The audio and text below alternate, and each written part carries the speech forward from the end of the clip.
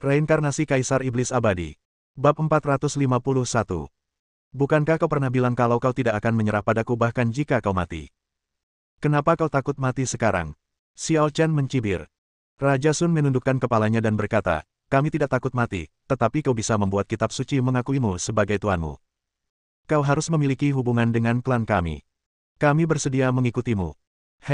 Aku tidak ada hubungannya dengan iblis tingkat rendah sepertimu, kata Xiao Chen dengan nada meremehkan. Pada awalnya, ia telah melintasi alam iblis sendirian, melawan Kaisar Iblis dari satu alam, dan mengalahkan Ratu Iblis.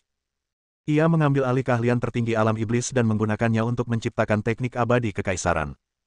Namun, klan iblis seperti Raja Sun kemungkinan besar tidak ada hubungannya dengan alam iblis. Paling-paling, mereka hanyalah iblis tingkat rendah yang ditinggalkan oleh alam iblis. Tiba-tiba Xiao Chen mengangkat tangannya dan membuat 3 tanda, yang masing-masing menembus tubuh ketiga raja. Ini. Ketiga raja itu tertegun pada saat yang sama, tampak ngeri. Mereka jelas belum pernah melihat tanda ini sebelumnya, tetapi mengapa tampak begitu familiar? Ini kontrak Kaisar Iblis. Kalau kau tanda tangani, aku akan mengampuni nyawamu, kata Xiao Chen ringan. Kontrak Kaisar Iblis. Ketiga raja itu terkejut tak terjelaskan ketika mendengar ini. Raja Iblis yang paling misterius dan mulia dalam legenda kuno klan Iblis. Meskipun mereka tahu bahwa setelah menandatangani kontrak Raja Iblis, mereka tidak akan pernah bisa mengkhianati Xiao Chen lagi seumur hidup mereka, entah mengapa, mereka bertiga tidak menunjukkan perlawanan sedikitpun. Sebaliknya, mereka merasa bahwa bisa menandatangani kontrak Raja Iblis adalah hal yang sangat terhormat. Setelah membulatkan tekad, mereka bertiga memejamkan mata, menyelami jiwa mereka ke dalam tanda Raja Iblis yang ada di benak mereka, lalu menandatangani kontrak Raja Iblis. Bagus sekali. Melihat ketiga orang itu bekerja sama dengan baik, Xiao Chen mengulurkan tangannya dan ketiga segel itu kembali ke tangannya. Dengan 3 segel Kaisar Iblis ini, ia dapat mengendalikan hidup dan mati 3 orang sesuka hatinya. Kontrak Raja Iblis adalah metode paling efektif yang dimilikinya untuk mengendalikan orang. Setelah kontrak ditandatangani, sekuat apapun dirimu, kau tak akan bisa melawan. Di lembah kupu-kupu, pertempuran sengit masih berlangsung. Seperti yang diharapkan dari ahli nomor 1 di lembah kupu-kupu, dia benar-benar hebat. Wukan terengah-engah, menatap Dai Haotian yang juga kelelahan dengan geli. Dai Haotian tampak serius. Meskipun marah, ia tak bisa berbuat apa-apa. Kekuatan Wukan sedikit lebih lemah darinya, tetapi Wukan sangat licik dan hanya bertarung dengannya secara defensif tanpa pertarungan langsung. Dia menyerang dan Wukan mundur. Dia ingin mundur untuk mendukung di tempat lain, tetapi Wukan segera menempel padanya seperti ikan loah, yang sangat menjijikkan. Dai Haotian, kuakui kau memang lebih kuat dariku, tapi kau pasti akan kalah dalam pertempuran ini. Perhatikan baik-baik, kedua muridmu sudah kalah. Wukan tertawa bangga. Dai Haotian mengalihkan pandangannya saat mendengar ini. Dai Yuanshan dan Dai Jiang bergabung untuk menghadapi 6 Jenderal Iblis, tetapi mereka merasa sangat sulit dan berada di ambang kekalahan. Mereka hanya bisa bertahan dengan kekuatan mereka.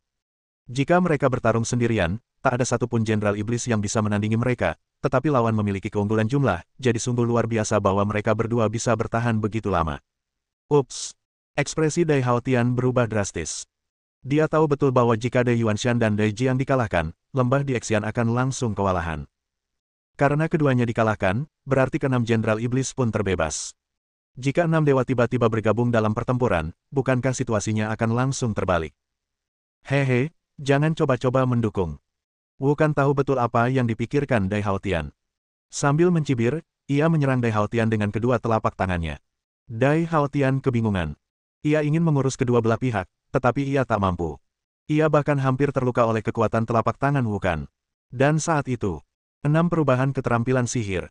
6 Jenderal Iblis memanfaatkan kelemahan Dai Yuanshan dan Dai Jiang dan bergabung untuk melancarkan gerakan yang mengguncang dunia. Engah. Dai Jiang dan Dai Yuanshan yang sudah kelelahan menghadapi situasi tersebut, tidak dapat menahannya lagi dan terhempas oleh kekuatan sihir yang mengerikan. Kita menang. Wukan tersenyum penuh kemenangan dan berteriak, 6 Jenderal Iblis, cepat bantu yang lain dan bersihkan medan perang. Dipahami. 6 Jenderal Iblis menanggapi dan kemudian bubar. Di sudut, Dai Lang dan penguasa lembah di Xian bertarung sengit. Keduanya berimbang dan sulit menentukan pemenangnya. Tiba-tiba sesosok setan lewat dan melukai Valley Master dengan serius lewat serangan telapak tangan. Dai Lang sedikit tertegun, lalu tertawa muram dan berkata, lembah di Xian sudah tamat. Di sisi lain, pertempuran antara Dai Qianwu dan Dai Xiuyuan berakhir, dan Dai Qianwu yang terlahir kembali sepenuhnya menekan Dai Xiuyuan. Tepat saat Dai Qianwu hendak menang, sesosok iblis tiba-tiba terbang dan mencengkeram ujung pedang Dai Qianwu dengan tangan kosong. Dai Qianwu terkejut dan ingin mundur tetapi sudah terlambat. Peng! Bayangan iblis mengayunkan tangannya, dan kekuatan yang mengerikan menghempaskan Dai Qianwu. Sangat rentan. Hantu itu merasa jijik dan terbang ke medan perang lainnya. 6 jenderal iblis menyerang secara bersamaan dengan efisiensi yang luar biasa. Hanya dengan sekali pandang atau lambaian tangan, mereka dapat dengan mudah melukai siapapun di bawah alam dewa. Seperti yang diduga, lembah peri kupu-kupu tidak mampu menahan kekuatan ke-6 jenderal iblis. Mereka pun kalah dan terpaksa berkumpul kembali, dikepung oleh pasukan iblis. Berhenti, kita menyerah. Melihat situasinya tidak baik, Dai Haotian tiba-tiba berkata kepada Wu Kan.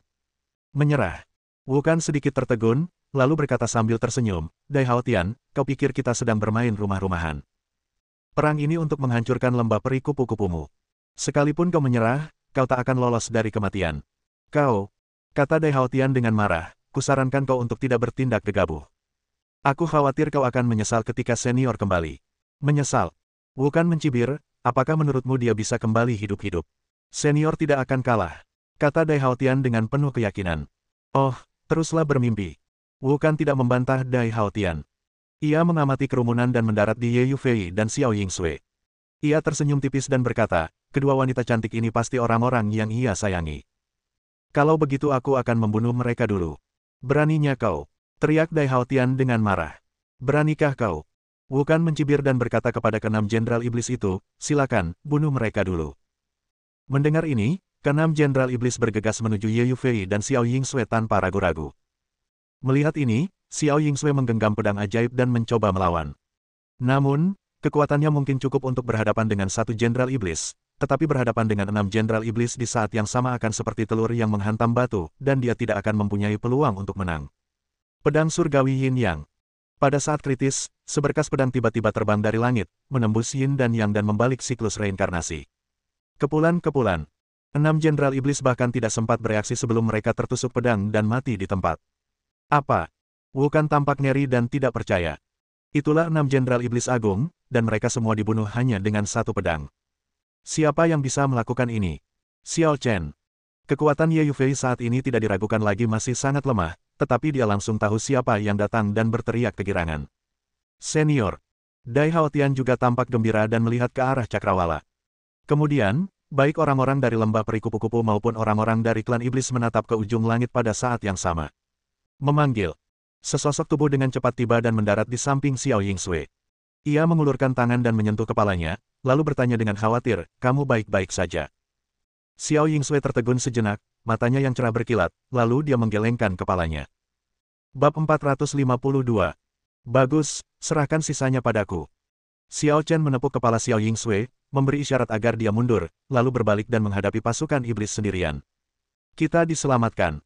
6 jenderal iblis itu begitu kuat sebelumnya. Mereka pertama-tama mengalahkan 2 dewa, Dai Yuanshan dan Dai Jiang, lalu menyapu bersih banyak master secara berurutan, membuat semua orang di lembah di Xian merasa putus asa.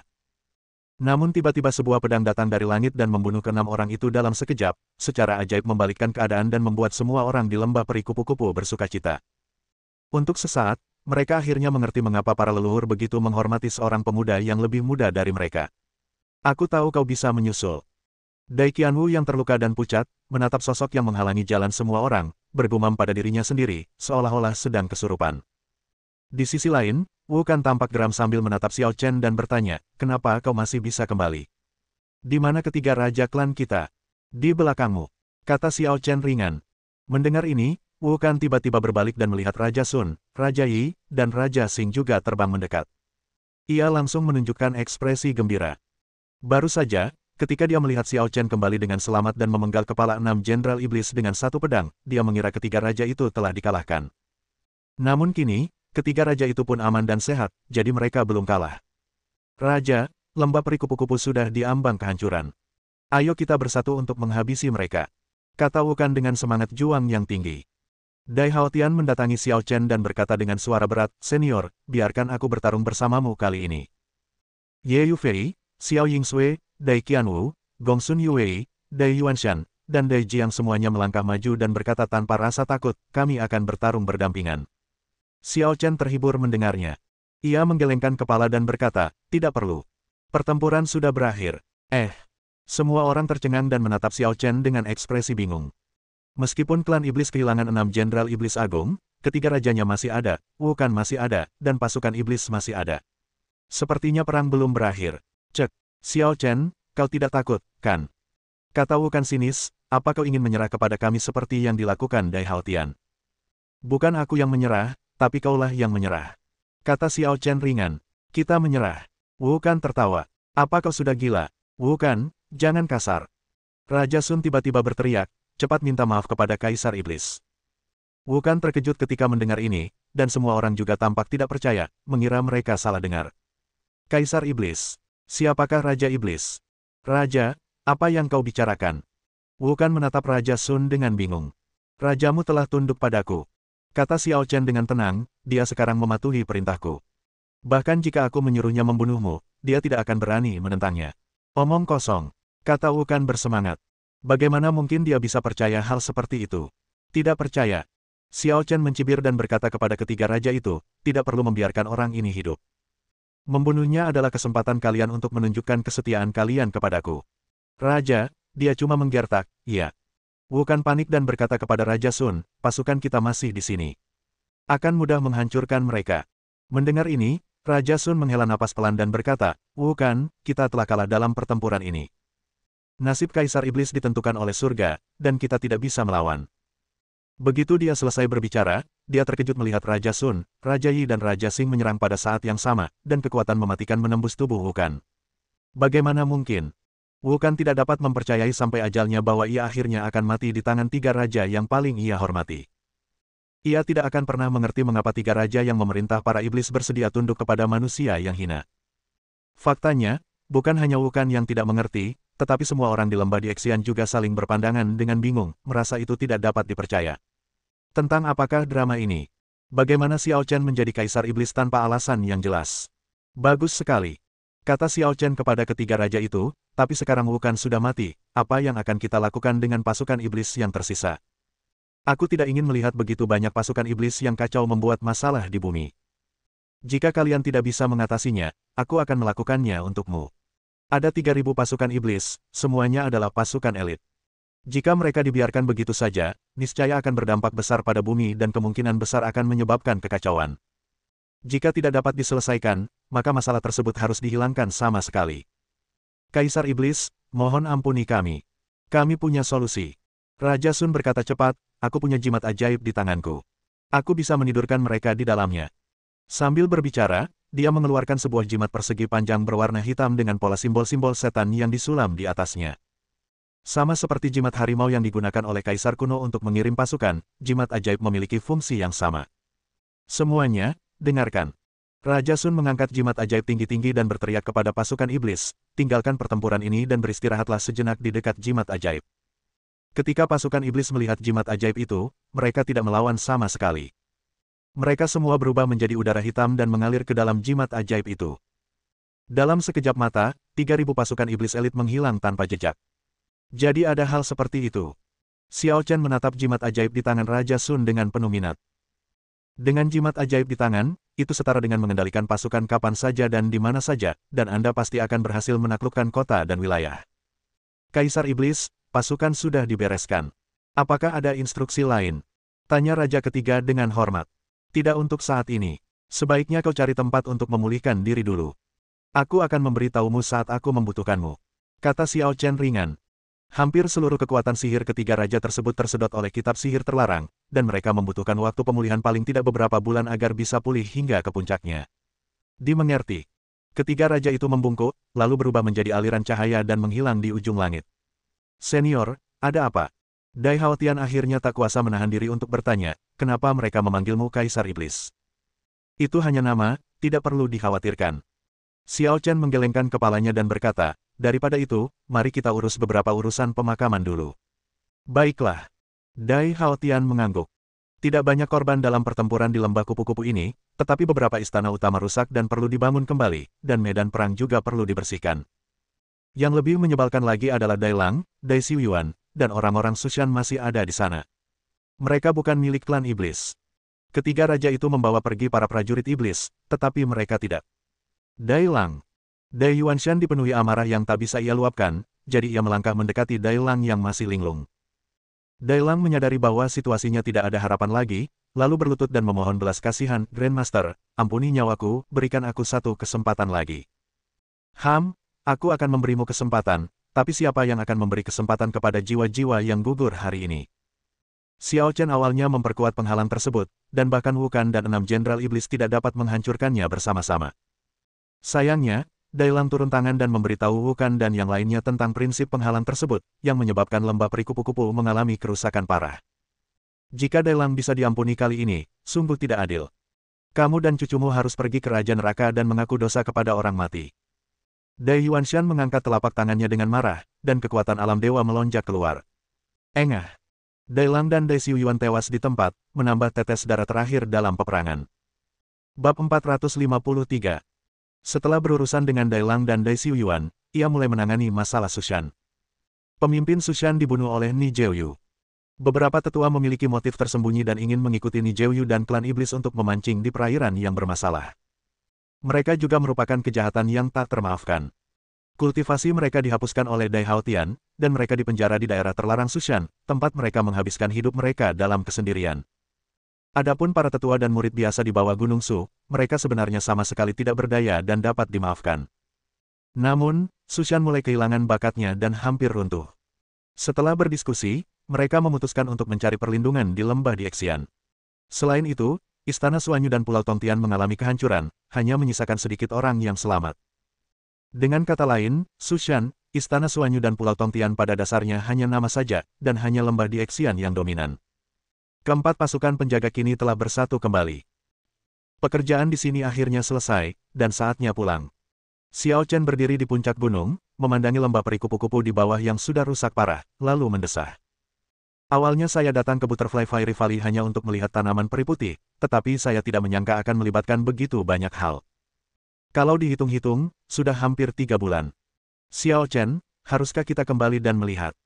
Ye Yufei datang dari belakang dan bertanya, aku tidak tahu apakah Xiyun, Xiao Zhu, dan yang lainnya baik-baik saja sekarang. Ya, itu juga yang kupikirkan. Xiao Chen mengangguk.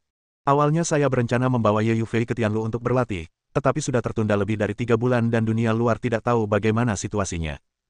Sudah waktunya untuk kembali dan melihat-lihat. Setelah mengambil keputusan, Xiao Chen mengucapkan selamat tinggal pada Dai Haotian dan meninggalkan lembah Diexian bersama Ye Yufei dan Xiao Yingsui. Lembah peri kupu-kupu relatif dekat dengan Jiangnan, jadi ketika melewati Jiangnan, Xiao Chen dan 2 orang lainnya memilih untuk berkeliling Jiangnan terlebih dahulu. Lagi pula, ini juga kampung halaman mereka, dan mereka punya perasaan tertentu terhadapnya. Kota Laning masih sama seperti sebelumnya, tidak banyak perubahan. Namun, di sepanjang jalan, Xiao Chen dan teman-temannya melihat banyak papan iklan tentang krim anti penuaan, yang dipromosikan oleh bintang populer saat ini, Jiling Xuan. Sepertinya krim anti penuaan telah resmi memasuki pasaran. Gumam Xiao Chen dalam hati. Mendengar ini, Ye Yufei bertanya dengan rasa ingin tahu, Xiao Chen, apakah kamu tahu krim anti penuaan ini? Xiao Chen mengangguk dan berkata, sebenarnya, krim pemuda itu adalah produk turunan dari pil pemuda yang kuberikan padamu. Jadi begitu. Kukira namanya cuma kebetulan.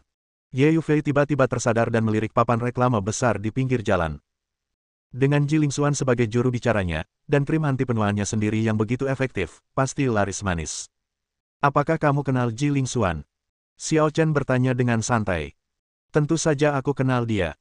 Aku suka sekali mendengarkannya bernyanyi. Ye Yufei memang bukan penggemar bintang, tapi dia juga punya hobinya sendiri. Kalau begitu, kita tinggal di kota Laning seharian dan menonton konsernya besok malam. Xiao Chen melihat apa yang tertulis di papan reklame. Kebetulan Jiling Xuan akan mengadakan konser di kota Laning besok malam. Saya kira krim anti penuaan baru saja memasuki pasar di kota Laning, dan Jiling Xuan mengadakan konser untuk mempromosikan krim anti penuaan tersebut, jadi jalanan penuh dengan iklan. Baiklah, ini saat yang tepat untuk bersantai.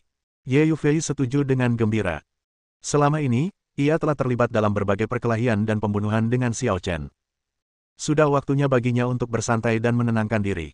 Tapi, dengan popularitas Jiling Xuan, konsernya pasti akan penuh sesak.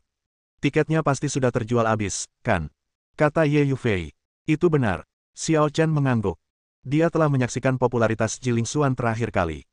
Dia baru saja mengunggah Weibo ketika sedang terbang kembali ke Tiongkok, dan jumlah orang yang datang menjemputnya hampir melumpuhkan bandara. Meskipun Lanning adalah kota kecil, ia pasti memiliki banyak penggemar di sini, dan ada juga banyak penggemar yang datang ke sini dari kota-kota terdekat.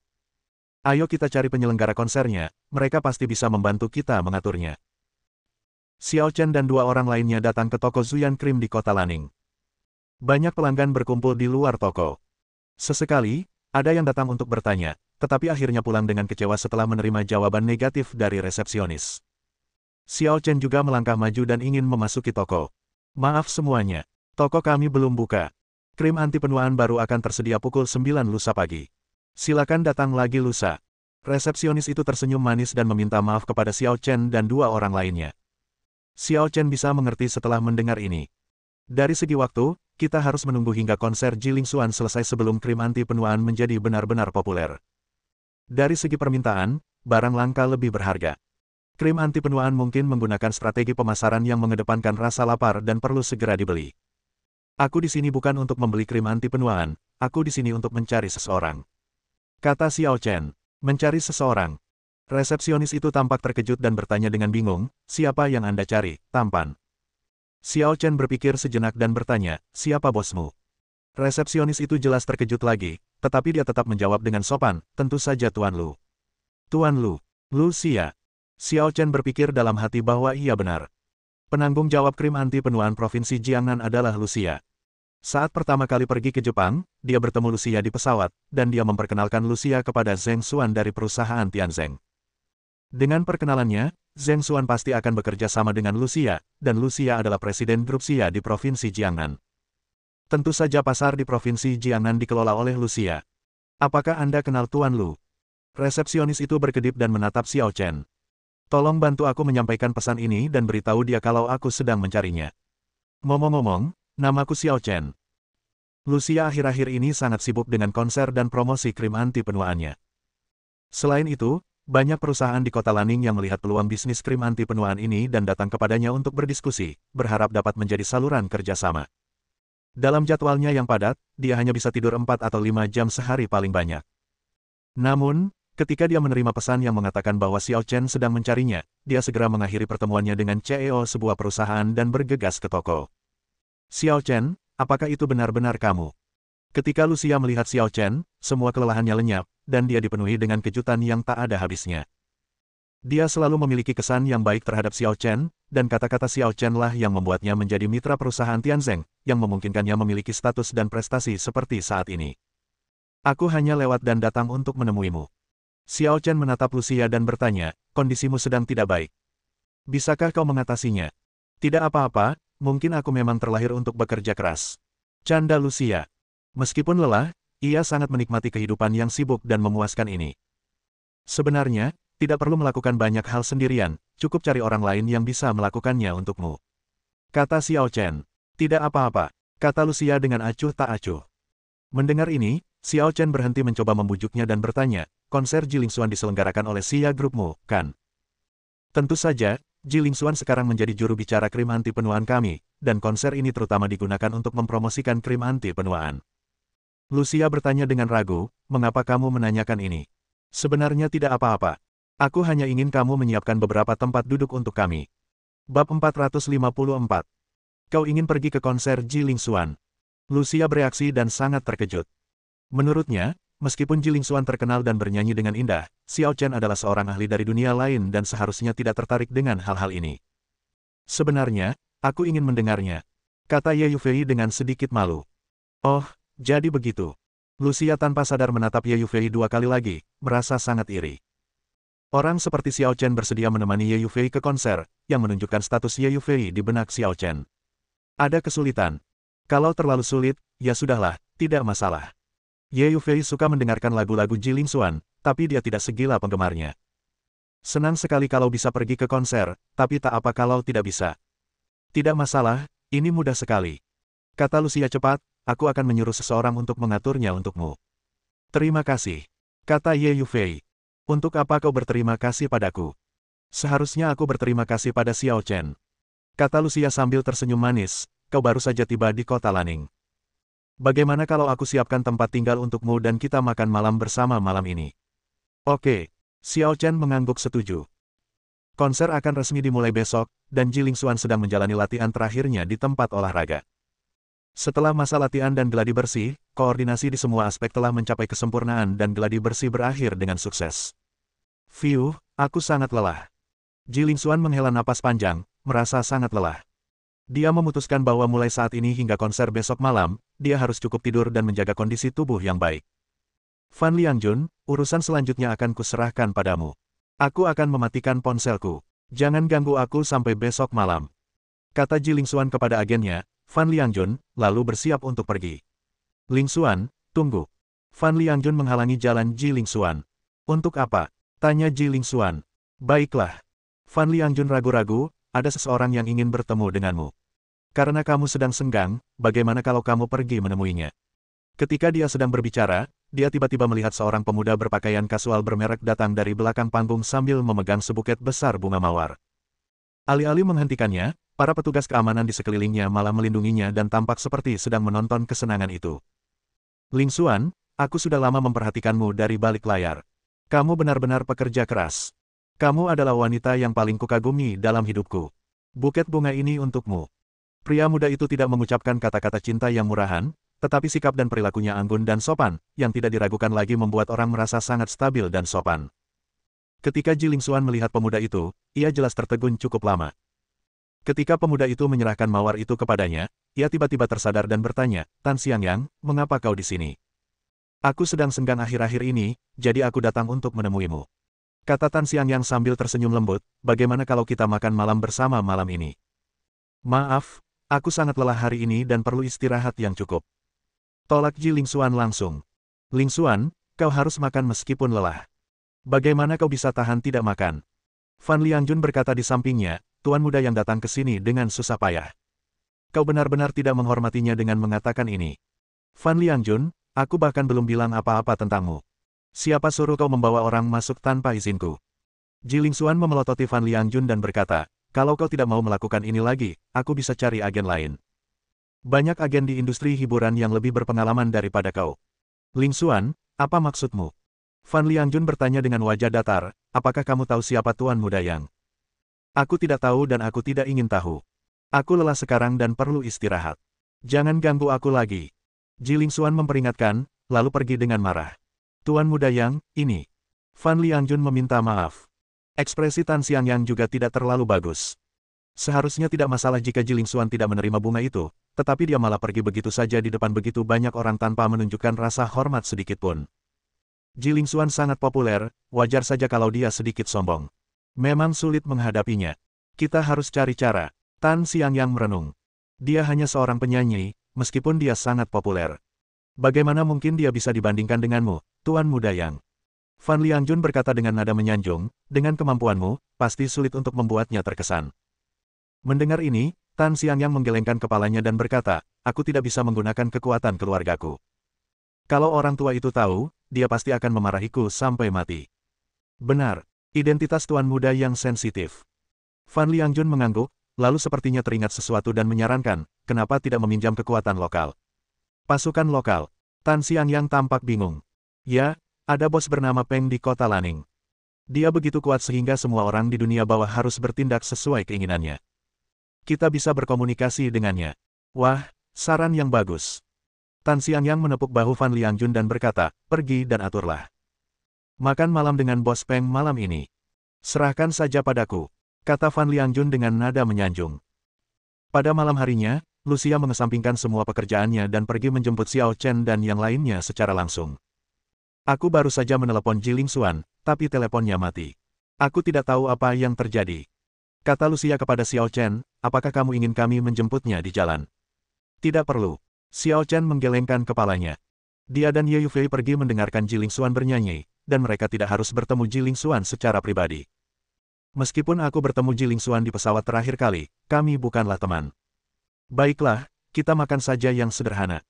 Lucia membuka pintu mobil dan berkata, masuk.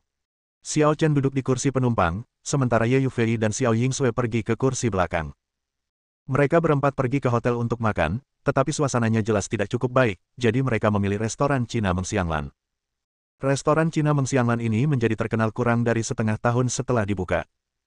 Kini, Restoran ini menjadi salah satu restoran terbaik di kota Lanning dan selalu ramai saat jam makan puncak. Namun, Lucia memiliki beberapa koneksi dan telah memesan tempat duduk terlebih dahulu. Saya belum pernah mendengar tentang restoran ini. Sepertinya ada beberapa perubahan di kota Lanning. Ye Yufei sedikit terkejut setelah tiba di restoran Cina Meng Xianglan. Konon katanya ada bos besar yang berinvestasi di sana, ditambah lagi keuangannya yang kuat, itulah sebabnya harganya naik dalam waktu yang singkat. Sekarang sudah banyak toko jaringan seperti itu di seluruh negeri. Jelas Lucia. Saat mereka berempat berbicara, mereka keluar dari mobil dan bersiap memasuki restoran. Seperti yang diharapkan, seorang pemuda masuk hampir bersamaan dengan mereka dan menemui mereka di pintu. "Hai, Tuan Lu." Pemuda itu sepertinya mengenal Lucia dan menyapanya dengan terkejut. "Tan Xiangyang." Ekspresi Lucia sedikit berubah ketika melihat pemuda itu. Ia bertanya, "Kenapa kau di sini?" Tan Xiangyang tersenyum tipis dan berkata, "Saya punya janji dengan seorang teman untuk makan malam di sini, bagaimana dengan Anda?" "Aku juga," kata Lucia, "teman-temanku baru saja tiba di kota Lanning, jadi aku akan makan malam bersama mereka." "Oh." Tan Xiangyang menoleh, melewati Lucia dan Xiao Chen, dan menatap Ye Yufei sebentar. Bab 455. Dia bahkan lebih cantik dari Ji Lingxuan, dan temperamennya sempurna. Tan Xiangyang menganggap dirinya seorang veteran di dunia wanita dan telah melihat semua jenis wanita, tetapi saat ini dia benar-benar kagum pada Ye Yufei. Tentu saja, dia tidak bertindak terlalu kasar. Dia segera sadar kembali dan tersenyum pada Lucia, "Apakah ini semua teman Tuan Lu?" Tentu saja. Lucia tidak ingin terlibat dengan Tan Xiangyang, jadi dia berkata, "Tuan muda Yang, saya tidak akan mengganggu Anda menjamu tamu. Sampai jumpa lagi." Setelah mengatakan itu, Lucia membawa Xiao Chen dan dua orang lainnya ke ruang pribadi di lantai 2 restoran. Tan Xiangyang tidak menghentikannya, tetapi tampak sedang memikirkan sesuatu. "Tuan muda Yang, kenapa Anda masih di sini dan tidak masuk?" Saat itu, Fan Liangjun masuk dari luar dan melihat Tan Xiangyang berdiri di sana dengan linglung, merasa bingung. "Aku baru saja melihat Lucia," kata Tan Xiangyang. "Tuan Lu, dia makan malam di sini juga?" tanya Fan Liangjun heran. "Dia bersama siapa? Aku tidak kenal mereka. Mereka 3 orang asing. Salah satunya bahkan lebih cantik dari Ji Lingxuan." Mendengar ini, Fan Liangjun sedikit terkejut, lalu tersenyum dan berkata, "Tuan muda Yang, apakah Anda akan mengubah arah? Aku baru bertemu dengannya sekali dan sama sekali tidak mengenalnya. Lagi pula, ada pria di sampingnya, mungkin pacarnya." Meskipun Tan Xiangyang kagum pada Ye Yufei, dia tidak ingin melepaskan Ji Lingxuan begitu cepat. "Mengapa aku tidak pergi dan membantu Tuan muda yang mencari tahu lebih banyak?" saran Fan Liangjun. Ji Lingxuan tidak menyukai Tan Xiangyang, dan Fan Liangjun tahu betul bahwa jika dia memaksakan diri untuk membantu Tan Xiangyang, hal itu pada akhirnya dapat menyebabkan keretakan antara dia dan Ji Lingxuan. Tapi dia tidak punya pilihan. Dia tidak mampu menyinggung Tan Xiangyang. Antara Ji Lingxuan dan Tan Xiangyang, dia hanya bisa memilih Tan Xiangyang. Namun, jika Tan Xiangyang jatuh cinta pada wanita lain, dia pasti akan senang melihatnya terjadi, sehingga dia tidak perlu menyinggung kedua belah pihak. "Oke, kamu dan Lucia akhir-akhir ini sering berhubungan, jadi kamu boleh bertanya." Tan Xiangyang memperingatkan, "Ingat, jangan terlalu langsung, cobalah bersikap halus." "Jangan khawatir, Tuan muda Yang, aku akan mengurusnya." Fan Liangjun meyakinkan dengan gembira. "Aku tidak menyangka Tan Xiangyang akan datang ke kota Lanning. Apa akan ada masalah?" Di dalam kotak, Lucia merasa gelisah. Ia mengambil ponselnya dan ingin menelepon Ji Lingxuan, tetapi panggilannya dimatikan dan ia tidak bisa tersambung. "Siapa orang itu tadi? Kau sepertinya sangat takut padanya," tanya Xiao Chen penasaran. Lucia menjawab, "Namanya Tan Xiangyang, putra keluarga Tan di Yanjing." "Keluarga Tan dari Yanjing?" Xiao Chen tertegun. Sepertinya dia pernah mendengar tentang keluarga Tan. Di Yanjing, kekuatannya kompleks dan terstruktur dengan jelas. Sejauh ini, Xiao Chen telah berhubungan dengan keluarga-keluarga seperti keluarga Song, keluarga Feng, keluarga Xiao, keluarga Luo, keluarga Gongsun, dan seterusnya. Jika semua keluarga di Yanjing dibagi menjadi 3 tingkat, keluarga Song berada di tingkat ketiga, keluarga Feng dan keluarga Xiao berada di tingkat kedua, dan keluarga Luo dan keluarga Gongsun berada di tingkat pertama. Keluarga Tan dapat disejajarkan dengan keluarga Luo dan Gongsun, dan berada pada tingkatan pertama yang sama. Namun, keluarga Luo dan keluarga Gongsun adalah keluarga kuno dengan dukungan sekte seni bela diri kuno dan fondasi yang kuat, sementara keluarga Tan memiliki latar belakang militer. Kakek dari keluarga Tan adalah tokoh penting di daerah militer Yanjing. Ia berasal dari generasi yang sama dengan para pemimpin dan memegang posisi kekuasaan dan prestise yang tinggi. Meskipun Tan Xiangyang tidak termasuk dalam 4 tuan muda Yanjing dan tidak pernah berlatih ilmu bela diri kuno, 4 tuan muda Yanjing tidak akan pernah berani memprovokasinya. Hanya karena alasan keluarga, wartawan dan media tidak berani memberitakannya, sehingga ia jarang tampil di muka umum, dan ketenarannya tidak sebesar 4 tuan muda Yanjing. Ya, itu keluarga Tan Yanjing. Kata Lucia dengan sungguh-sungguh, sebenarnya, aku tidak tahu banyak tentang keluarga Tan, tapi aku tahu mereka berlatar belakang militer, jadi jangan terprovokasi. Lalu mengapa dia datang ke kota Lanning? Tanya Ye Yufei. Tidak diragukan lagi, dia pasti datang ke sini bersama Jiling Xuan. Lucia berkata tanpa daya, Jiling Xuan menggelar konser di Yanjing sebulan yang lalu. Sejak itu, Tan Xiangyang terus-menerus mengungkapkan cintanya, mengunjunginya di lokasi syuting, dan memberinya bunga saat latihan. Dia sangat perhatian padanya. Kali ini, dia bahkan datang jauh-jauh ke kota Lanning untuk mengikutinya. Dia benar-benar bertekad untuk menemaninya. Aku tidak bisa berbuat apa-apa. Tampil di industri hiburan pasti akan menimbulkan masalah. Xiao Chen tidak tertarik dengan masalah ini. Jiling Xuan tidak ada hubungannya dengan dia. Tan Xiangyang mengejarnya seperti biasa, dan dia tidak punya hak untuk ikut campur, juga tidak ingin ikut campur sama sekali. Mendengar ini, Lucia langsung merasa putus asa. Dia juga berpikir jika Xiao Chen bersedia maju, mungkin Tan Xiangyang akan menyerah. Lagi pula, dalam benaknya, Xiao Chen sangatlah misterius, dan keluarga Tan mungkin harus memberinya sedikit muka. Pada saat itu, terdengar ketukan di pintu, lalu seorang pria mendorong pintu hingga terbuka dan masuk. Tuan Lu, apakah Anda di sini? Pria itu berjalan langsung ke arah Lucia sambil tersenyum. Fan Liangjun, kenapa kamu di sini? Lucia terkejut. Fan Liangjun adalah agen Jiling Xuan, jadi tentu saja dia mengenalnya. Dia bahkan lebih sering menghubungi Fan Liangjun daripada Jiling Xuan. Saya ada janji dengan Tuan Muda Yang untuk bertemu tamu hari ini. Saya tahu Presiden Lu ada di sini, dan omong-omong. Fan Liangjun bersikap sopan kepada Lucia sambil menatap orang di sebelahnya. Dia masih sangat penasaran seberapa cantik wanita yang dikatakan lebih cantik dari Jiling Xuan itu. Tetapi sebelum dia bisa melihat Ye Yufei, suara itu tiba-tiba berhenti. Karena dia melihat Xiao Chen dan Xiao Yingsui. Bukankah mereka berdua adalah orang yang kutemui di pesawat saat aku kembali ke Tiongkok dari Jepang? Untuk sesaat wajahnya berubah jelek, bahkan sedikit ketakutan. Awalnya, dia marah pada Xiao Chen, jadi dia mengunggah sebuah Weibo yang meminta penggemar Jiling Xuan untuk menjemputnya di bandara, dengan harapan bisa memberi peringatan pada Xiao Chen. Namun, tanpa diduga, sebuah pasukan militer menyerbu bandara dan langsung menghalangi para penggemar di luar. Para petugas juga memberi hormat kepada Xiao Chen dan berbaris untuk menyambutnya. Meskipun dia tidak mengetahui identitas spesifik Xiao Chen, dia dapat menduga bahwa Xiao Chen, seperti Tan Xiangyang, memiliki latar belakang militer dan jauh dari seseorang yang mampu dia provokasi. Fan Liangjun, apakah kamu kenal Xiao Chen? Lucia melihat ekspresi Fan Liangjun yang agak aneh, dan dia terus menatap Xiao Chen dan Xiao Yingsui, dan dia tidak bisa menahan perasaan sedikit aneh. Sepertinya seorang kenalan lama. Xiao Chen bertanya pada Xiao Yingsui, entah sengaja atau tidak, Yingsui, ya. Aku tidak mengenalnya.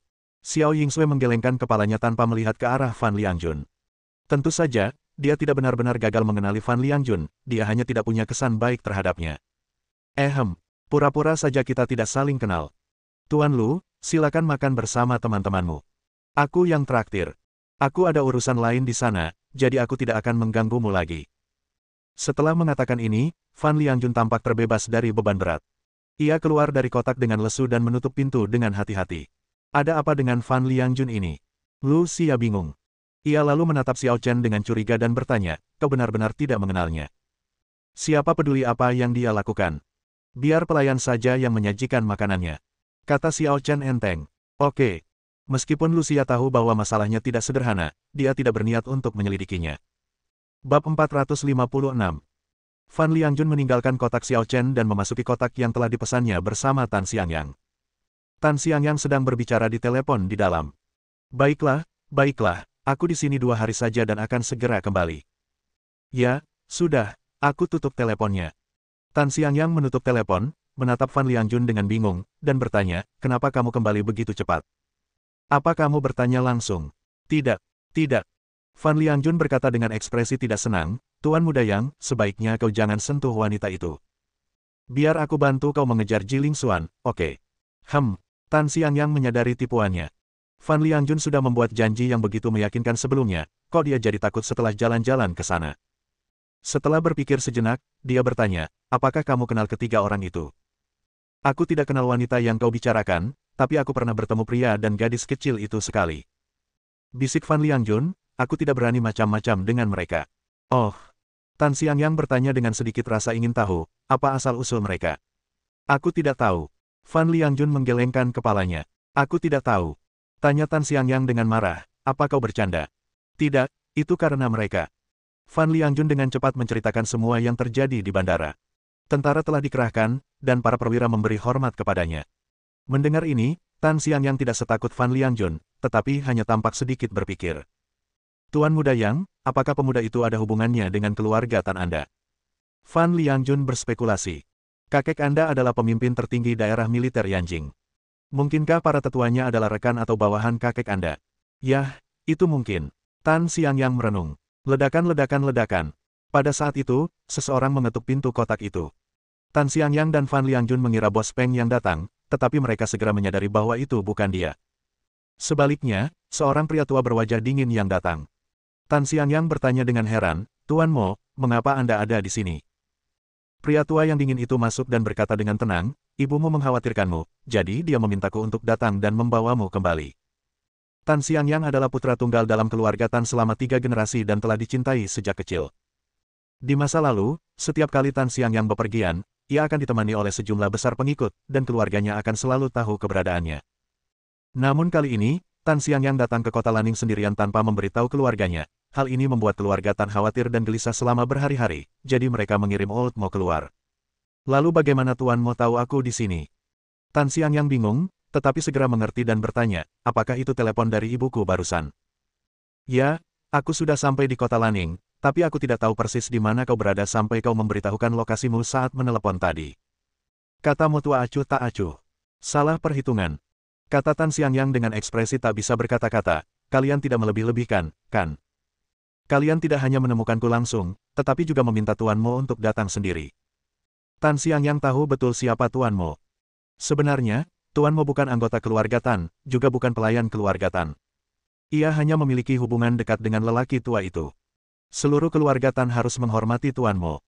Kalau tidak salah, orang tua itu pernah berkata bahwa Tuan Mo satu generasi dengan Raja Lang, dan lebih dahulu tersohor daripada Dewa Perang Duan Qingchang. 6 guru besar bela diri sejati terhebat saat ini bahkan tidak cukup kuat untuk melawan Tuan Mo. Sejujurnya, dia merasa sedikit bersalah tentang orang ini yang melarikan diri dari rumah dan melarikan diri dari Yanjing ke tempat kecil seperti kota Laning. Kau tahu aku sudah merepotkanmu melakukan perjalanan ini, kenapa kau tidak ikut denganku? Mo tua mendengus. Ini. Kata Tan Xiangyang dengan malu, Tuan Mo, saya masih ada urusan di sini, tolong beri saya sedikit waktu lagi, ya. Kau tidak menjalankan tugasmu. Tegur Mo tua. Kakekmu bilang kau harus berlatih keras di ketentaraan agar bisa dipromosikan nanti, tapi kau sama sekali tidak menjalankan tugasmu. Tan Xiangyang tersenyum canggung dan berkata, Tuan Mo, Anda tahu kepribadian saya. Militer tidak cocok untuk saya. Wajah si tua Mo menjadi gelap dan dia hendak memberinya ceramah, ketika pintu kotak itu didorong terbuka dan seorang pria tua masuk. Bos Peng. Fan Liangjun segera berdiri menyambutnya. Orang-orang yang datang tidak lain adalah Peng Chao dan Fang He. Selama periode ini, dengan bantuan Fang He, kekuatan Peng Chao semakin kuat. Ia telah sepenuhnya menyatukan kekuatan bawah tanah di kota Laning. Baik dunia hitam maupun putih harus bertindak sesuai keinginannya. Baiklah, Tuan Fan, ada apa dengan memintaku datang ke sini? Tanya Peng Chao acuh tak acuh. Tidak usah terburu-buru. Ayo duduk dan ngobrol sambil makan. Fan Liangjun mempersilakan Peng Chao dan Fang He duduk. Setelah keluar untuk meminta pelayan menyajikan hidangan, Fan Liangjun kembali ke tempat duduknya dan berkata kepada Peng Chao, Bos Peng, perkenalkan. Ini tuan muda dari keluarga Tan di Yanjing. Mendengar ini, Peng Chao menatap Tan Xiangyang dengan serius. Dia tidak tahu banyak tentang keluarga Tan. Dia hanya tahu bahwa keluarga Tan sangat berpengaruh di Yanjing dan jelas bukan seseorang yang bisa dia provokasi. Tentu saja, dia tidak harus menyenangkan orang seperti anjing pangkuan. Seperti kata pepatah, naga yang kuat tidak bisa mengalahkan ular lokal. Selama dia tidak terlalu menyinggung Tan Xiangyang tidak akan bisa berbuat apa-apa padanya. Berkomunikasilah secara normal. Tuan Tan, senang bertemu denganmu. Sapa Peng Chao kepada Tan Xiangyang sambil mengepalkan tinjunya. Bos Peng, Anda terlalu sopan. Tan Xiangyang tersenyum. Ini pertama kalinya ia bertemu seseorang seperti Peng Chao. Ia merasa cara Peng Chao menyapa sangat istimewa dan bernuansa dunia bawah yang kental. Ia pantas menjadi bos kota Laning. Ini. Peng Chao melirik Tuan Mo, sedikit ragu. Intuisinya mengatakan bahwa lelaki tua ini bukanlah lelaki biasa dan kekuatannya mungkin tidak kalah dengan Fang He. Fang He memperhatikan Mo Lao lebih awal daripada Peng Chao, dan dengan rasa ragu di hatinya, dia bertanya, "Permisi, siapa namamu, senior?" Si tua Mo mengangkat kepalanya, melirik Fang He dengan tenang, lalu berkata dengan heran, "Aku tak pernah menyangka di tempat sekecil kota Lanning, ada seorang master yang sudah setengah langkah memasuki alam bela diri sejati." Sungguh menarik. Ekspresi Fang He sedikit berubah saat mendengar ini. Di atas alam Xiantian, alam legendaris. Dia sekarang telah mencapai setengah langkah alam bela diri sejati. Bahkan jika ada ahli alam bela diri sejati di depannya, dia tidak akan merasa terlalu tertekan. Saat Tuan Mo berbicara, aura yang dipancarkannya, baik sengaja maupun tidak sengaja, sudah pasti melampaui level alam Zenwu bawaan dan mencapai alam legendaris. Di dunia luar, para master alam legendaris dianggap sebagai kekuatan tak tertandingi, hampir punah. Sekarang, melihat satu di kota Lanning, bagaimana mungkin dia tidak terkejut? "Halo, senior." Fang He cepat-cepat membungkuk. Peng Chao memberi salam kepada senior. Melihat Fang He seperti ini, Peng Chao tentu saja tidak berani mengabaikannya. Dia tidak takut pada pemuda dari keluarga bangsawan seperti Tan Xiangyang, tetapi dia sangat takut pada master seni bela diri yang lebih kuat dari Fang He. Orang seperti itu tidak punya banyak keraguan dalam tindakannya. Jika kau membuatnya marah, akan mudah untuk menghancurkan kekuasaannya di kota Lanning. Baiklah, hentikan formalitas tak berguna ini. Pak Tua Mo melambaikan tangannya, lalu menatap Tan Xiangyang dan bertanya, "Apa yang kalian rencanakan untuk dibahas di sini?" Bab 457. Tuan Mo memiliki penglihatan yang tajam, bagaimana mungkin dia tidak tahu siapa Peng Chao dan Fang He. Tan Xiangyang sangat tidak senang bergaul dengan orang-orang seperti itu. Memang benar keluarga Tan berkuasa, tetapi karena itu, mereka sangat waspada terhadap berita negatif. Tan Xiangyang adalah satu-satunya pewaris keluarga Tan, dan perilakunya juga akan memengaruhi reputasi keluarga Tan. Ini bukan apa-apa, cuma ngobrol dan makan bersama. Tan Xiangyang meminta Peng Chao untuk datang karena dia ingin menggunakan pengaruh Peng Chao di kota Lanning untuk membantunya menciptakan kesempatan untuk mendekati Jiling Xuan. Tetapi Tuan Mo ada di sini saat itu, jadi bagaimana mungkin dia berani mengatakannya langsung. "Ngomong-ngomong, kalau kita makan bareng, pasti sepi. Bagaimana kalau kita duduk di sebelah saja?" Saran Tan Xiangyang. Dengan adanya Tuan Mo di sini, ada banyak hal yang tidak dapat ia katakan secara terbuka. Namun, dia bisa membawa Tuan Mo dan Peng Chao ke pihak Lucia, dan membiarkan mereka berdua mendukungnya dan memberi Lucia dan anak itu peringatan. "Mungkin, aku bisa membuat wanita yang sangat cantik itu menatapku dengan mata baru." Fan Liangjun segera memahami gagasan Tan Xiangyang dan menyetujui, "Ya, di tempat Tuan Lu lebih ramai." "Tuan Lu." Peng Chao tampak bingung. "Ya, itu Tuan Lu dari grup Xia. Bos Peng pasti sudah pernah mendengar tentangnya," kata Tan Xiangyang. "Oh, itu dia. Apa dia makan di sini juga?" Peng Chao terkejut. Tentu saja dia tahu bahwa krim anti penuaan dan krim pemutih akan memasuki pasar kota Lanning. Lucia bahkan telah mengirim orang kepadanya untuk mengatur dan memberinya beberapa keuntungan. Ini membuatnya agak terdiam. Peng Chao adalah bos kota Lanning, tetapi ia bukan seorang pengganggu atau tiran lokal. Ia memiliki bisnis sendiri dan tidak akan menekan bisnis sah milik orang lain tanpa alasan.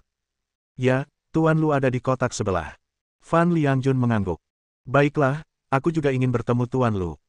Peng Chao setuju dengan gembira. Tapi Mo Tua jelas tidak senang. Ia menoleh ke Tan Xiangyang dan berkata, "Wah, aku sendiri datang jauh-jauh ke sini bukan untuk menemanimu makan malam, tapi kapan kau akan kembali bersamaku?" "Tuan Mo, jangan khawatir. Saya akan memperkenalkan Anda kepada seseorang saat kita sampai di sana," kata Tan Xiangyang sambil tersenyum. "Siapa itu?" Tuan Mo tidak tertarik dan hanya bertanya tanpa sadar. Dia belum terlalu tua, tapi mungkin dia perwira daerah militer Yanjing, pangkat militernya tinggi, dan dia bisa memimpin pasukan. "Tapi saya tidak mengenalnya." "Mungkin Anda, Tuan Mo, mengenalnya." Tan Xiangyang berusaha melebih-lebihkan sebisa mungkin untuk menarik perhatian Tuan Mo. Benar saja, setelah mendengar ini, Tuan Mo tampak bingung. Karena memiliki hubungan dekat dengan lelaki tua dari keluarga Tan, ia biasanya tinggal di daerah militer Yanjing. Ia mengenal semua perwira, besar maupun kecil, di daerah militer tersebut, tetapi yang digambarkan oleh Tan Xiangyang seharusnya tidak ada. "Baiklah, aku akan ikut denganmu untuk melihat-lihat." Tuan Mo berpikir bahwa tidak ada yang perlu terburu-buru, jadi tidak apa-apa untuk pergi dan menemui pihak lain. Di meja makan, Lucia memberitahu Xiao Chen secara singkat tentang pengembangan krim anti penuaan. Perusahaan Tianzeng berkembang pesat di bawah kepemimpinan Zheng Xuan. Sejak diluncurkan di wilayah barat, krim anti penuaan ini langsung menjadi tren dan persediaannya menipis setiap hari. Setelah itu, perusahaan Tianzeng secara berturut-turut membuka pasar di Yanjing, Jiangbei, Jiangsu Selatan, Jiangsu Utara, Shanghai dan tempat-tempat lain, dan menjadi sama populernya dan dicari oleh semua orang. Setelah pasar provinsi Jiangnan dibuka, Zheng Xuan juga berencana untuk memasuki pasar internasional. Kecepatan perkembangan ini tidak diragukan lagi telah menciptakan sejarah bisnis, dan krim anti penuaan telah meningkat seperti yang diharapkan dengan tren yang tak terhentikan. Dia memang memiliki bakat bisnis yang luar biasa. Puji Xiao Chen. Krim anti penuaan tentu saja merupakan produk yang sangat bagus, tetapi jika Zheng Xuan tidak memiliki ketajaman bisnis tertentu, dia pasti tidak akan mencapai apa yang dimilikinya saat ini. Yah, aku sangat mengagumi Suster Zheng Xuan. Lucia bertemu Zheng Xuan melalui perkenalan Xiao Chen, tetapi dalam waktu singkat, dia dan Zheng Xuan menjadi sahabat. Baiklah, kita tidak usah bahas ini hari ini, ayo makan. Kata Xiao Chen sambil mengambil sumpitnya, berniat mencoba sesuatu yang baru. Di samping mereka, Ye Yufei dan Xiao Yingsui tidak banyak menyela dan fokus makan. Mereka tampak sangat menikmati hidangan lezat itu. Namun pada saat itu, pintu kotak itu kembali terbuka, dan 5 orang mendekat satu demi satu, membuat kotak yang tadinya luas itu menjadi sedikit sesak. Xiao Chen meletakkan sumpit yang diambilnya, tampak sedikit tidak senang. Akhirnya aku punya kesempatan untuk makan enak, tapi terus-menerus diganggu, yang benar-benar merusak suasana hatiku. Tuan Muda Yang, Anda. Lucia berdiri dan menatap kelima orang yang tiba-tiba menyerbu masuk dengan kebingungan. Haha, Tuan Lu, rasanya sepi sekali kalau kita makan bertiga atau berempat saja. Bagaimana kalau kita semua berbagi meja dan membuatnya lebih meriah, ya? Kata Tan Xiangyang sambil tersenyum. Ini. Lucia merasa malu dan menatap Xiao Chen dengan pandangan bertanya. Dia tidak punya hak bicara dalam masalah ini. Tergantung pada apakah Xiao Chen bersedia atau tidak. Aku tidak terbiasa dengan keramaian, dan aku juga tidak terbiasa makan dengan orang asing. Kata Xiao Chen dengan tenang tanpa melihat ke atas, biarkan mereka keluar. Oke. Jawab Lucia, lalu berkata kepada Tan Xiangyang, Tuan Muda Yang, Anda sudah mendengarnya. Permisi, bisakah Anda pindah ke kamar pribadi lain? Bos Lu, kau tidak mau mempermalukan kami, kan? Tanya Tan Xiangyang dengan raut wajah agak muram. Tidak apa-apa kalau kau tidak mau mempermalukanku, tapi ini Bos Peng dari kota Laning. Kau pasti pernah dengar namanya, kan? Bos Peng. Lucia tercengang mendengarnya. Bagaimana mungkin dia tidak tahu nama Bos Peng? Tan Xiangyang sangat puas saat melihat ekspresi Lucia. Naga yang kuat tak mampu mengalahkan ular lokal. Di tempat terpencil ini, reputasi dan daya tangkal keluarga Tan jelas tak sebaik Peng Chao. Membawa Peng Chao keluar untuk memberi tekanan pada orang lain ternyata memberikan efek baik yang tak terduga. Siapa itu? Ternyata Peng Chao. Xiao Chen tiba-tiba terkekeh. Kudengar kau baik-baik saja akhir-akhir ini. Apa kau yang memegang kendali di kota Laning? Ketika Peng Chao dan Fang He pertama kali masuk, mereka berdiri di belakang, pandangan mereka terhalang oleh Tan Xiangyang, Fan Liangjun dan Mo Lao, jadi mereka tidak melihat Xiao Chen. Ketika Xiao Chen berbicara pertama kalinya, mereka tiba-tiba terkejut dan merasa familiar. Baru pada saat inilah mereka benar-benar yakin bahwa pemuda yang duduk di sebelah Lucia tidak diragukan lagi adalah Xiao Chen. Tuan Muda, teriak Fang He penuh semangat. Tuan Xiao. Tuan Xiao. Peng Chao lebih takut daripada terkejut, dan ucapannya agak tidak jelas. Di samping, Fan Liangjun dan Tan Xiangyang tampak sedikit jelek dan bingung. Peng Chao dan Fang He benar-benar mengenal Xiao Chen, dan tampaknya sangat hormat dan takut pada Xiao Chen. Apa asal-usul anak ini? Tuan Xiao, kapan kau kembali? Kenapa kau tidak memberitahuku, Peng? Peng Chao seperti anjing pesek, merendah dan mengangguk di depan Xiao Chen. Kenapa aku harus memberitahumu? Tanya Xiao Chen dengan tenang. Apakah kau ingin aku mengganggu kesenanganku? Wajah Peng Chao langsung berubah ketika mendengar ini, dan ia segera meminta maaf. Tuan Xiao, saya tidak tahu Anda makan di sini. Mohon maafkan saya. Kau tahu kau salah, tapi kenapa kau masih berdiri di sini? Xiao Chen meliriknya dan berkata, keluar. Peng Chao bergidik dan berkata cepat, ya, aku akan segera keluar. Setelah berkata demikian, Peng Chao tidak berani tinggal lama dan langsung meninggalkan kotak itu. Fang He melakukan hal yang sama, membungkuk pada Xiao Chen, lalu berjalan keluar. Dan kau? Xiao Chen melirik Tan Xiangyang, Fan Liangjun, dan Mo Lao, lalu berkata dengan dingin, keluar. Bab 458. Ketika Peng Chao melihat Xiao Chen, ia tak diragukan lagi seperti melihat leluhurnya. Ketika Xiao Chen memintanya pergi, ia benar-benar mundur seperti seorang cucu. Apa-apaan? Tan Xiangyang bingung. Awalnya dia ingin memanfaatkan momentum Peng Chou untuk pamer sehingga Ye Yufei akan memandangnya dengan kagum, tetapi sekarang Xiao Chen lah yang pamer. Tidakkah kau mendengarnya? Nada suara Xiao Chen menjadi sedikit lebih berat. Tan Xiangyang tampaknya baru saja sadar dan bertanya, apa yang baru saja kamu katakan? Lucia buru-buru berkata, Tuan Muda Yang, Xiao Chen memintamu pergi, jadi sebaiknya kau pergi cepat dan jangan membuatnya marah. Fan Liangjun juga merasa ada yang tidak beres dan berbisik, Tuan Muda Yang, lupakan saja. Lebih baik jangan memprovokasi dia. Namun, akan lebih baik jika dia tidak membujuknya. Setelah dibujuk seperti ini, Tan Xiangyang merasa semakin tidak nyaman. Apa-apaan ini? Apa dia, Tan Xiangyang, tidak punya harga diri? Apa semua orang berpikir dia tidak mampu menyinggung Xiao Chen? Bahkan jika Xiao Chen benar-benar memiliki latar belakang militer, dia jelas tidak sebaik keluarga Tan mereka. Ada yang ingin kubicarakan dengan Tuan Lu, jadi aku tidak akan pergi hari ini. Apa yang bisa kau lakukan? Tan Xiangyang biasanya berusaha mengendalikan emosinya agar tidak mencemarkan nama baik keluarganya dan menimbulkan konsekuensi negatif. Namun hari ini, ketika emosinya meledak, sifat aslinya akhirnya terungkap. Meskipun kotak ini milik Xiao Chen, bagaimana dia bisa menyelamatkan mukanya jika dia diusir oleh Xiao Chen seperti ini? Apakah menurutmu sulit untuk memintamu pergi? Xiao Chen mengangkat kepalanya dan menatap Tan Xiangyang dengan acuh tak acuh. Tiba-tiba dia membalikkan tangannya dan menjentikkan jarinya, seketika itu juga keluarlah kekuatan energi tak kasat mata. Peng! Dalam sekejap, Tan Xiangyang tersambar petir dan terlempar keluar dari kotak. Dengan suara, bang, ia menghancurkan pintu kotak dan terlempar keluar dari restoran. Adegan mengerikan itu menyebabkan Lucia, Fan Liangjun dan Mo Lao mengubah ekspresi mereka secara drastis. Di antara mereka, Tuan Mo menunjukkan ekspresi tidak percaya. Dia merasa sedikit tidak senang ketika Xiao Chen memintanya keluar sekarang. Meskipun dia selalu menganggap dirinya bangsawan dan tidak tertarik dengan pesta makan malam semacam ini, karena dia sudah ada di sini, terserah padanya untuk pergi atau tinggal, dan tentu saja dia tidak bisa diusir.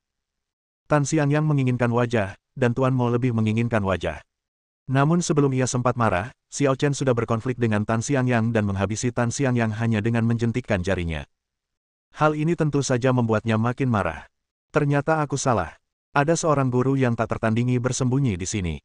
Si Tua Mo menatap Xiao Chen dengan dingin, nadanya mengandung 3 unsur ejekan dan 3 unsur kemarahan. Aku tidak berani menyebut diriku master yang tak tertandingi, tapi memberi pelajaran pada badut-badut lompat bukanlah masalah besar. Kata Xiao Chen ringan. Apakah badut yang kau sebutkan itu termasuk aku? Mo Tua mendengus dingin. Bisa dimasukkan atau tidak? Kuncinya adalah apakah kamu tahu apa yang baik untukmu? Xiao Chen masih bersikap acuh tak acuh. Apa artinya bersikap bijaksana dan apa artinya bersikap tidak bijaksana? Tanya Tuan Mo sambil mencibir. Kalau kamu keluar sekarang, kamu akan bijaksana. Xiao Chen menatap Mo Lao Dao. Kalau aku tidak pergi, apa kau akan menjentikkan jarimu padaku seperti yang kau lakukan tadi? Cibir Mo Tua. Mendengar ini, Xiao Chen menggelengkan kepalanya dan berkata, di usiamu, apakah kamu masih suka bersaing dengan orang lain? Aku tidak bermaksud membantah, aku hanya berpikir kamu terlalu sombong. Sombong. Xiao Chen mencibir. Kau menerobos masuk ke ruang makanku dan aku menyuruhmu pergi, tapi kau tidak hanya menolak, kau bahkan berbicara kasar. Sekarang kau menuduhku sombong. Aku tidak sedang membicarakan itu. Aku sedang membicarakan bagaimana seharusnya kau tidak menggunakan tangan seberat itu. Kata Mo Tua dingin, anak keluarga Tan itu tidak pernah berlatih bela diri. Kalau dia menerima pukulanmu itu, dia pasti akan lumpuh, bahkan mungkin mati. Maksudmu, kesalahanmu bisa diabaikan, tapi kau malah mengkritik karena aku agak kasar. Xiao Chen menatap Mo Lao dan berkata, kau terlihat seperti senior, jadi kenapa kau begitu tidak tahu malu? Bajingan. Si Tua Mo geram. Manusia tanah liat itu masih menyimpan sedikit amarah. Ia belum pernah dianiaya seperti ini seumur hidupnya. Bagaimana mungkin ia tidak marah saat ini? Terlepas siapa yang benar atau salah dalam masalah ini, dia tidak bisa lagi menoleransinya. Hari ini aku akan memberimu pelajaran, untuk menunjukkan kepadamu apa artinya menghormati orang yang lebih tua. Jangan berpikir kamu bisa berbuat sesuka hati hanya karena kamu hanya belajar kungfu yang biasa-biasa saja. Begitu dia selesai berbicara, aura Mo Lao meledak, dan aura alam legendaris menyapu tempat kejadian, membuat Fan Liangjun dan Lucia sulit bernapas, bahkan Ye Yufei pun berubah warna. Melihat ini, Xiao Chen belum melakukan gerakan apapun, tetapi dia melihat wajah cantik Xiao Yingsui di sampingnya dengan tatapan dingin, dan dia menyerang dengan marah. Dengan gerakan tangannya yang ringan, sebuah cahaya merah aneh berkelebat, dan pedang ajaib ada di tangannya. Dalam sekejap, hantu itu menebas dengan pisau dan menyerbu keluar. Apa? Di hadapan pedang iblis itu, aura legendaris Mo Lao bagaikan kertas, hancur berkeping-keping saat disentuh. Energi pedang merah itu langsung menembus tanpa hambatan dan mengenai dada Mo Lao. Engah! Noda darah muncul di hadapan Tuan Mo, mengejutkan matanya. Namun, Xiao Yingsui bermaksud memberinya pelajaran dan tidak berniat membunuhnya, jadi Tuan Mo tidak terluka parah. Kalau tidak, dengan kemampuan Xiao Yingsui saat ini, satu tebasan pedang saja tidak hanya akan membunuh atau melukai makhluk legendaris, tetapi bahkan dewa setengah. Ini, bagaimana mungkin? Meskipun Mo Tua terluka parah, ia tak kuasa menahan guncangan di hatinya. Ia menatap Xiao Yingsui dengan tak percaya. Seorang gadis kecil berusia 14 atau 15 tahun sebenarnya jauh lebih kuat darinya. Bisakah kita keluar sekarang?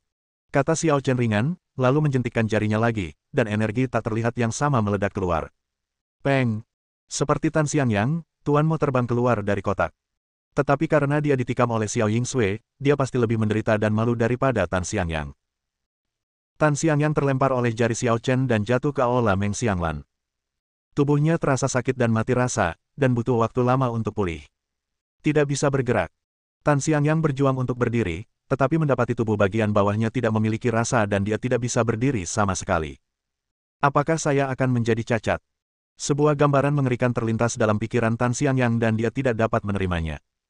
Dia masih mempunyai banyak kehidupan di depannya, bagaimana mungkin dia cacat? Tuan Mo, balaskan dendamku. Tan Xiangyang menggertakkan giginya dan menanam benih kebencian di hatinya. Dia belum pernah ingin membunuh seseorang sebanyak ini seumur hidupnya.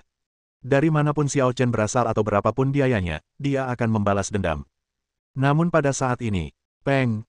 Sosok lain terbang keluar dari kotak di lantai 2 dan mendarat tidak jauh dari Tan Xiangyang. Mo, Tuan Mo. Pupil mata Tan Xiangyang mengecil, memperlihatkan ekspresi tidak percaya.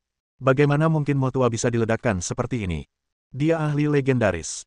Meskipun Tuan Mo terluka lebih parah daripada Tan Xiangyang, kekuatannya telah mencapai tingkat legendaris dan dia masih mampu berdiri, tetapi tubuhnya sedikit tidak stabil. Setelah menarik napas dalam-dalam, Pak Tua Mo masih menunjukkan ekspresi terkejut yang sulit disembunyikannya. Ia lalu berkata kepada Tan Xiangyang, kau mendapat masalah besar kali ini. Tuan Mo, Anda, ada apa? Tan Xiangyang sedikit bingung. Masih berani bertanya. Kembalilah dan beri kakekmu pelajaran. Meskipun Tuan Mo sangat marah pada Tan Xiangyang, dia tetap tidak bisa mengabaikannya. Setelah sedikit pulih, dia menarik Tan Xiangyang dan segera pergi dari sana. Bab 459. Lupakan saja makan malam ini. Kita buat janji lain hari saja. Xiao Chen merasa tidak sanggup menghabiskan makanan ini. Lagi pula, setelah keributan seperti itu, seluruh restoran gempar dan pintu ruang privat rusak. Kami tidak bisa terus makan seolah-olah tidak terjadi apa-apa. Baiklah, baiklah. Lucia sudah tidak berminat lagi untuk tinggal. Ketika saya keluar, Peng Chao dan Fang He masih menunggu. Tuan Xiao, saya benar-benar minta maaf karena mengganggu kesenangan Anda tadi. Peng Chao terus meminta maaf. Baiklah, sudah berakhir, jangan sebutkan lagi. Xiao Chen sebenarnya tidak bermaksud menyalahkan Peng Chao. Hanya saja sekelompok orang baru saja menyerbu masuk, dan tatapan Tan Xiangyang tidak jujur, dan ia terus menatap Ye Yufei. Ia memang sedikit marah. Terima kasih, Tuan Xiao. Kata Peng Chao cepat. Seseorang baru saja menelepon polisi. Tuan Xiao, silakan pergi dulu. Saya akan mengurus akibatnya. Ya. Xiao Chen mengangguk dan meninggalkan restoran bersama Ye Yufei dan Xiao Yingsui. Bukannya dia takut ditangkap polisi, tapi dia hanya ingin menghindari masalah yang tidak perlu sebisa mungkin. Tan Xiangyang dan Mo Lao sudah tiada, jadi polisi akan menganggapnya sebagai perkelahian biasa saja, dan Peng Chao tinggal memberi kompensasi saja dan masalah akan terselesaikan. Keesokan harinya, konser digelar sesuai jadwal tanpa penundaan. Popularitas Jiling Xuan sungguh tak terlukiskan. Meskipun ini hanya konser promosi, konsernya tetap ramai dan suasananya luar biasa meriah. Jiling Xuan juga mampu menyesuaikan diri dengan sangat baik, nyanyiannya sangat menular, dia sama sekali tidak takut, dan dia mampu memeriahkan suasana. Selama periode tersebut, Lucia datang ke panggung untuk berinteraksi dengan Jiling Xuan dan mempromosikan krim anti penuaan. Krim anti penuaan ini kini telah diluncurkan di sebagian besar kota di Tiongkok. Krim ini sangat populer dan reputasinya telah lama teruji. Jadi Lucia dan Jiling Xuan hanya perlu mengikuti alurnya dan menyampaikan poin-poin utamanya dengan jelas. Xiao Yingsui, Ye Yufei dan Xiao Yingsui duduk di tengah baris ketiga, dan efek tampilan dan audio visualnya bagus. Konser berlangsung selama 3 jam dan berakhir dengan sukses. Awalnya, Xiao Chen berencana untuk segera pergi, Tetapi Jilingxuan menolak banyak permintaan foto dan tanda tangan penggemar, dan datang menemuinya bersama Lucia. Benarkah itu kamu? Jilingxuan tidak diragukan lagi terkejut melihat Xiao Chen, tetapi juga entah kenapa merasa senang. Demi mencegah Fan Liangjun dan Tan Xiangyang mengganggunya, ia mematikan ponselnya dan tidur di hotel sejak semalam. Baru setelah bertemu Lucia sebelum konser, ia tahu bahwa Tan Xiangyang telah dihajar Xiao Chen.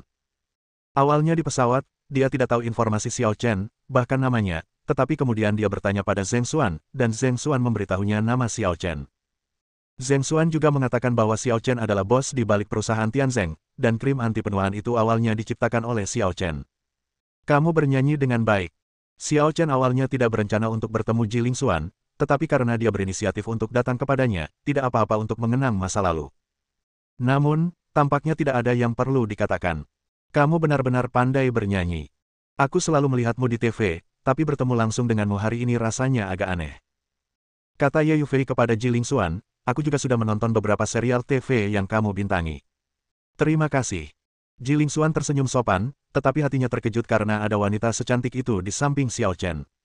Xiao Chen, apakah ini pacarmu? Jilingxuan sangat ingin tahu pertanyaan ini. Tidak, tidak. Wajah Ye Yufei langsung memerah, dan dia menjelaskan dengan malu-malu, aku adiknya, bukan pacarnya. Oh, maaf. Jilingxuan merasa malu. Tidak apa-apa. Ye Yufei tersenyum acuh tak acuh. Apakah kamu punya rencana malam ini?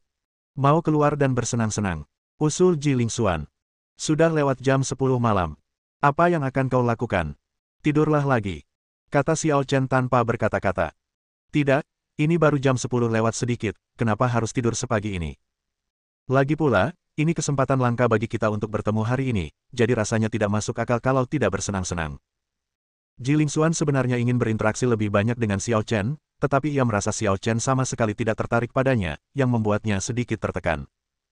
Saat mereka sedang mengobrol, beberapa petugas keamanan tiba-tiba berlari menghampiri dengan tergesa-gesa dan berkata kepada Lucia, "Bos Lu, ada polisi di luar." Mereka bilang mereka di sini untuk mencari penjahat. Mencari penjahat? Lucia mengerutkan kening. Minggir, atau aku akan menuntutmu karena menghalangi pelayanan publik. Minggir. Di tengah kerumunan di depan, sekelompok personel berseragam mendorong kerumunan ke samping dan segera mengepung sisi ini. Ada apa? Siapa yang akan kau tangkap? Lucia tak kuasa menahan diri untuk bertanya. Dia. Salah satu pria yang tampak seperti kapten menunjuk langsung ke arah Xiao Chen. Belum lagi Lucia, bahkan Xiao Chen pun terkejut. Mungkinkah ini karena insiden di mana Tan Xiangyang dan Mo Lao terluka di restoran Meng Xianglan kemarin? Bukankah Peng Chao bilang dia akan menyelesaikannya? Kenapa dia bahkan tidak bisa menangani masalah sekecil itu? Apa kesalahan Xiao Chen? Kenapa kau menangkapnya? Tanya Ye Yufei. Ya, apa kamu gila? Jilingxuan agak tidak percaya. Saat itu di bandara, bahkan para perwira militer pun harus memberi hormat kepada Xiao Chen. Bagaimana mungkin polisi-polisi ini benar-benar datang untuk menangkap Xiao Chen? Maaf, ini perintah dari atasan, dan kami hanya bertanggung jawab untuk melaksanakannya. Kapten polisi itu memiliki temperamen yang baik dan sangat serius. Perintah dari atas. Xiao Chen bertanya dengan tenang, siapa yang berada di atasmu? Kapten polisi itu hendak menjawab ketika dia mendengar sebuah suara bertanya, apakah kamu tidak sadar akan apa yang telah kamu lakukan? Semua orang melihat ke arah suara itu dan melihat seorang wanita muda yang tinggi dan berwibawa perlahan berjalan ke arah mereka. Wen Wen. Ye Yufei adalah orang pertama yang berbicara karena terkejut. Karena wanita muda itu tak lain adalah mantan sekretarisnya Cheng Wen Wen. Tentu saja, saat itu Cheng Wen Wen adalah anggota kelompok elang dan diperintahkan untuk mengintai di sampingnya untuk mengawasinya, atau untuk melindunginya. Itu kamu. Xiao Chen juga terkejut melihat Cheng Wen Wen. Ya, ini aku. Cheng Wen Wen berkata kepada Ye Yufei dan Xiao Chen dengan ekspresi dingin, Bos Ye, Tuan Xiao, apa kabar? Ye Yufei menyadari ada yang tidak beres dan melangkah maju untuk bertanya, Wen Wen, ada apa?